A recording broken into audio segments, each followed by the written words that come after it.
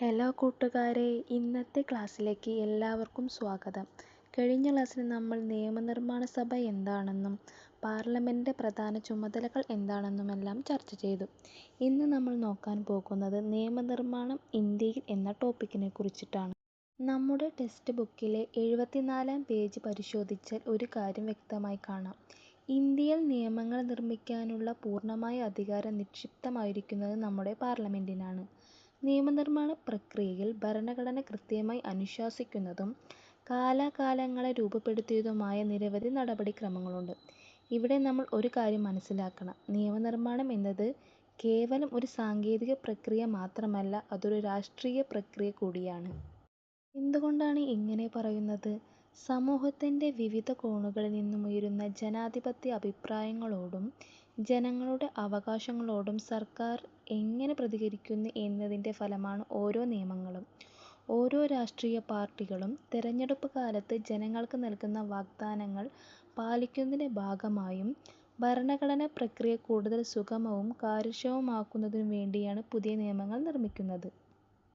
ഇത്തരത്തിൽ ഒരു പുതിയ നിയമനിർമ്മാണത്തിന് മന്ത്രിസഭ അംഗീകാരം നൽകുന്നതോടെയാണ് അതിൻ്റെ ഔദ്യോഗിക നടപടികൾ ആരംഭിക്കുന്നത്. തുടർന്ന് ബന്ധപ്പെട്ട മന്ത്രാലയത്തിൻ്റെ മേൽനോട്ടത്തിൽ ഉദ്യോഗസ്ഥരാണ് നിയമത്തിൻ്റെ കരട് രൂപം തയ്യാറാക്കുന്നത്. ഈ കരട് രൂപത്തെയാണ് നമ്മൾ ബിൽ എന്ന് വിളിക്കുന്നത്. ഇനി ഒരു ബിൽ എങ്ങനെയാണ് നിയമമായി മാറുന്നതെന്നും നമ്മുടെ ഭരണഘടനയിൽ മാറ്റങ്ങൾ വരുത്തുന്ന ഭരണഘടനാ ഭേദഗതി എന്താണെന്നും വിശദമായി പഠിക്കാം. പാർലമെൻറ്റിൽ അവതരിപ്പിക്കുന്ന പ്രധാനപ്പെട്ട ബില്ലുകളാണ് ഗവൺമെൻറ് ബിൽ, സ്വകാര്യ ബിൽ, ധനബിൽ, ധനേതര ബിൽ തുടങ്ങിയവ. മന്ത്രിമാർ സഭയിൽ അവതരിപ്പിക്കുന്ന ബില്ലുകളെ ഗവൺമെൻറ് ബിൽ എന്ന് വിളിക്കുന്നു. മന്ത്രിയല്ലാത്ത ഏതൊരു പാർലമെൻറ് അംഗവും അവതരിപ്പിക്കുന്ന ബില്ലാണ് സ്വകാര്യ ബിൽ എന്ന് പറയുന്നത്. പൊതുഖജനാവിലേക്കുള്ള ധനസമാഹരണവും സർക്കാരിൻ്റെ ചെലവഴിക്കലുമായി ബന്ധപ്പെട്ട ബില്ലുകളാണ് ധനബിൽ എന്ന് പറയുന്നത്.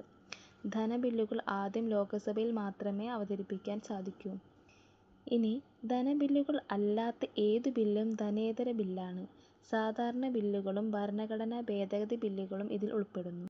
ധനബിൽ അല്ലാത്ത ഏതു ബില്ലും ലോകസഭയിലോ രാജ്യസഭയിലോ ആദ്യം അവതരിപ്പിക്കാം. ഒരു ബിൽ നിയമമാകാൻ പ്രധാനമായും 3 വായനകളിലൂടെ കടന്നുപോകണം. ഒന്നാം വായന. ബിൽ അവതരിപ്പിക്കുന്ന ഘട്ടമാണിത്. മന്ത്രിയോ സ്വകാര്യ അംഗമോ സഭയുടെ അനുമതിയോടെ ബിൽ അവതരിപ്പിക്കുന്നു. ഇനി രണ്ടാം വായന എന്താണെന്ന് നോക്കാം. ഇതാണ് ബില്ലിൻ്റെ ഏറ്റവും പ്രധാനപ്പെട്ട ഘട്ടം. രണ്ടാം വായന. ബില്ലിലെ ഓരോ വകുപ്പും സഭയിൽ ചർച്ച ചെയ്യുന്നു. ആവശ്യമെങ്കിൽ ബിൽ വിദഗ്ധ പഠനത്തിനായി ഒരു സഭാ കമ്മിറ്റിക്ക് അയക്കുന്നു. ബില്ലിൽ മാറ്റങ്ങളോ ഭേദഗതികളോ വരുത്തുന്നത് ഈ ഘട്ടത്തിലാണ്. ഇനി മൂന്നാം വായനയിൽ വിശദമായ ചർച്ചകൾ ഉണ്ടാകില്ല. ബിൽ മുഴുവനായി സ്വീകരിക്കുകയോ നിരസിക്കുകയോ ചെയ്യുന്ന വോട്ടെടുപ്പ് മാത്രമാണ് നടക്കുന്നത്. ആദ്യ സഭ പാസാക്കിയ ബിൽ രണ്ടാമത്തെ സഭയിലേക്ക് അയക്കുന്നു. രണ്ടാമത്തെ സഭയിലും ഈ ഘട്ടങ്ങൾ ആവർത്തിക്കുന്നു. ഇരു സഭകളും പാസാക്കിയ ബിൽ ഇന്ത്യൻ രാഷ്ട്രപതിയുടെ അംഗീകാരത്തിനായി സമർപ്പിക്കുന്നു. രാഷ്ട്രപതി ഒപ്പുവയ്ക്കുന്നതോടെ ബിൽ ഔദ്യോഗികമായി ഒരു നിയമമായി മാറുകയും ചെയ്യുന്നു. ഇനി നമുക്ക് ഭരണഘടനാ ഭേദഗതി എങ്ങനെയാണെന്ന് പരിചയപ്പെടാം. സാമൂഹികവും രാഷ്ട്രീയവുമായ മാറ്റങ്ങൾക്ക് അനുസൃതമായി ഭരണഘടനയിൽ വരുത്തുന്ന തിരുത്തലുകൾ, ഒഴിവാക്കലുകൾ അല്ലെങ്കിൽ കൂട്ടിച്ചേർക്കലുകൾ എന്നിവയെയാണ് ഭരണഘടനാ ഭേദഗതി എന്ന് പറയുന്നത്. ഇന്ത്യൻ ഭരണഘടനയിലെ അനുച്ഛേദം 368 അഥവാ ആർട്ടിക്കിൾ 368 പ്രകാരമാണ് പാർലമെൻറ്റിന് ഭരണഘടനാ ഭേദഗതി ചെയ്യാനുള്ള അധികാരം ലഭിക്കുന്നത്. പരീക്ഷയ്ക്ക് സ്ഥിരമായി ചോദിക്കുന്ന 3 പ്രധാന ഭേദഗതികളാണിവ. 61-ാം ഭരണ ഭേദഗതി. വോട്ടവകാശം വയസ്സ് 21-ൽ നിന്ന് 18 വയസ്സായി കുറച്ചു. 86-ാം ഭരണഘടനാ ഭേദഗതി. 6 മുതൽ 14 വയസ്സ് വരെയുള്ള കുട്ടികളുടെ വിദ്യാഭ്യാസം മൗലിക അവകാശമാക്കി മാറ്റി. ഇനി 101-ാം ഭരണഘടനാ ഭേദഗതി. രാജ്യത്ത് GST നടപ്പിലാക്കി. പ്രത്യേകം ഓർക്കുക, ഭേദഗതി ബില്ലിന് രാഷ്ട്രപതിയുടെ മുൻകൂർ അനുമതി ആവശ്യമില്ല. ഇരു സഭകൾക്കുമിടയിൽ തർക്കമുണ്ടായാൽ സംയുക്ത സമ്മേളനം വിളിക്കാൻ വ്യവസ്ഥയില്ല. ഇരു സഭകളും വെവ്വേറെ പാസാക്കണം. ഈ ഭേദഗതി ഭരണഘടനയുടെ അടിസ്ഥാന തത്വങ്ങൾക്ക് വിരുദ്ധമാണെങ്കിൽ അത് റദ്ദാക്കാനുള്ള അവകാശം അല്ലെങ്കിൽ അധികാരം ജുഡീഷ്യറിക്കുണ്ട്. ടെക്സ്റ്റ് ബുക്കിൽ 76-ാം പേജിൽ വ്യത്യസ്ത ഭരണഘടനാ ഭേദഗതി രീതികൾ കൊടുത്തിട്ടുണ്ട്. അതൊന്ന് ശ്രദ്ധിക്കുക. ഏതൊക്കെയാണ് പ്രധാനപ്പെട്ട ഭേദഗതി രീതികൾ? അയവുള്ള ഭേദഗതി, ദൃഢമായ ഭേദഗതി, അതിദൃഢമായ ഭേദഗതി. ഫസ്റ്റത്തെ അയവുള്ള ഭേദഗതി. ഇവിടെ എങ്ങനെയാണ്? പാർലമെന്റിന്റെ സാധാരണ ഭൂരിപക്ഷം വഴി സാധ്യമാകുന്നവ. ഉദാഹരണം സംസ്ഥാനങ്ങളുടെ പേര്, അതിർത്തി മാറ്റൽ തുടങ്ങിയവ. കൂടാതെ പൗരത്വം സംബന്ധിച്ച കാര്യങ്ങൾ.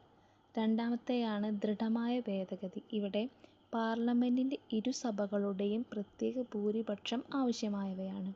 ഉദാഹരണമാണ് മൗലികാവകാശങ്ങൾ, മാർഗനിർദ്ദേശ തത്വങ്ങൾ തുടങ്ങിയവ. അവസാനത്തെയാണ് അതിദൃഢമായ ഭേദഗതി. ഇരുസഭകളുടെയും പ്രത്യേക ഭൂരിപക്ഷത്തോടൊപ്പം പകുതിയിൽ കുറയാത്ത സംസ്ഥാന നിയമസഭകളുടെ അംഗീകാരം കൂടി ആവശ്യമാണ്. ഉദാഹരണമാണ് കേന്ദ്ര സംസ്ഥാന അധികാര വിഭജനം, GST, രാഷ്ട്രപതി തിരഞ്ഞെടുപ്പ് തുടങ്ങിയവ. കഠിനമായ നിയമങ്ങളുള്ള ദൃഢമായ ഭരണഘടനയുടെയും എളുപ്പത്തിൽ മാറ്റാൻ കഴിയുന്ന അയവുള്ള ഭരണഘടനയുടെയും ഒരു മനോഹരമായ മിശ്രിതമാണ് നമ്മുടെ ഇന്ത്യൻ ഭരണഘടന. അതുകൊണ്ടാണ് നമ്മുടെ ഭരണഘടനയെ ഒരു സജീവ ഭരണഘടന എന്ന് വിളിക്കുന്നത്. ഇന്നത്തെ ക്ലാസ് എല്ലാവർക്കും വ്യക്തമായി മനസ്സിലാക്കാൻ സാധിച്ചിട്ടുണ്ടെന്ന് കരുതുന്നു. തുടർന്നുള്ള ഭാഗം നമുക്ക് അടുത്ത ക്ലാസ്സിൽ വിശദമായി ഡിസ്കസ്